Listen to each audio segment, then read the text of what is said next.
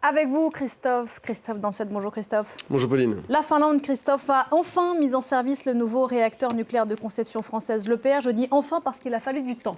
Un peu de retard, oui. Un réacteur situé à Olkiluoto, sur la côte sud-ouest finlandaise. Depuis hier, sa phase d'essai est officiellement terminée et il est pleinement opérationnel. Il entre en service alors que les 3 derniers réacteurs nucléaires allemands ont, eux, cessé de fonctionner. Alexandra Carini. C'est le nec plus ultra de la technologie nucléaire. Après 2 décennies de travaux et 13 années de retard, le réacteur le plus puissant en Europe est entré en service régulier en Finlande. À lui seul, l'EPR Olkiluoto 3 couvrira près de 15% des besoins en électricité du pays, selon son exploitant TVO. C'est très important pour nous, pour TVO, mais c'est aussi important pour la sécurité de l'approvisionnement, pour le climat et même pour le prix de l'électricité. Des arguments largement repris par les partisans du nucléaire, un sujet clivant. Depuis la catastrophe de Tchernobyl en 1986, il divise l'Europe. Au sein de l'Union, la France et ses 56 réacteurs est à la tête d'une alliance pro-nucléaire. Elle milite pour relancer la coopération et faire sortir de terre de nouvelles centrales. À ce jour, 13 pays de l'Union européenne en comptent sur leur sol. Au milieu, l'Allemagne, qui vient tout juste d'enterrer définitivement l'énergie atomique. Le week-end dernier, elle mettait fin à l'activité des 3 derniers réacteurs actifs sur son sol. Olkiluoto 3 est le 3e réacteur EPR au monde, après 2 précédemment mis en service en Chine. 2 autres EPR sont attendus en France et au Royaume-Uni en 2024 et 2027.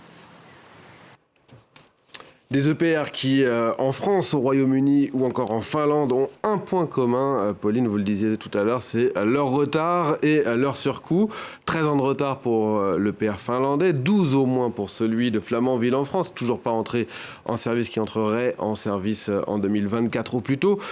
16 milliards d'euros de surcoût pour celui-là, 2 ans de retard au minimum pour les 2 réacteurs anglais et une facture alourdie de 4 milliards d'euros au minimum. Cela n'empêche pas Emmanuel Macron de miser dessus. Il y a un an, il a lancé un projet pour la construction de 6 EPR de plus en France et étudié la possibilité d'en construire 8 encore derrière. De son côté, l'Allemagne mise, elle, sur les énergies renouvelables. 50% de son mix énergétique provient déjà des énergies renouvelables et l'objectif, c'est 80% d'ici 2030. En attendant, avec la guerre en Ukraine notamment, elle doit importer beaucoup et faire tourner ces centrales à charbon qui produisent des gaz à effet de serre, même si elle vise toujours 2030 pour les fermer.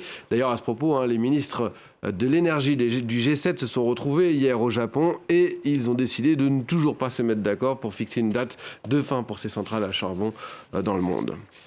Quelques mots des marchés. Avec du vert ce matin, toujours du vert, j'allais dire, le CAC 40 qui s'installe vraiment pour le coup largement au-dessus des 7500 points, en hausse encore ce matin, tout comme le DAX et le FTSE. À noter l'action Renault qui ouvre en hausse également. Le groupe annonce une hausse de ses ventes de voitures de 9% au premier trimestre sur un an, portée en particulier par l'électrique en hausse de 24%. Si la baisse des prix annoncée récemment par Tesla constitue un challenge et un avertissement pour le constructeur français, cela n'handicape pas les ventes de voitures pour le moment. Et d'ailleurs, pas non plus la fin du marché russe pour Renault. Merci beaucoup Christophe, c'était l'Info Éco. À demain. À demain.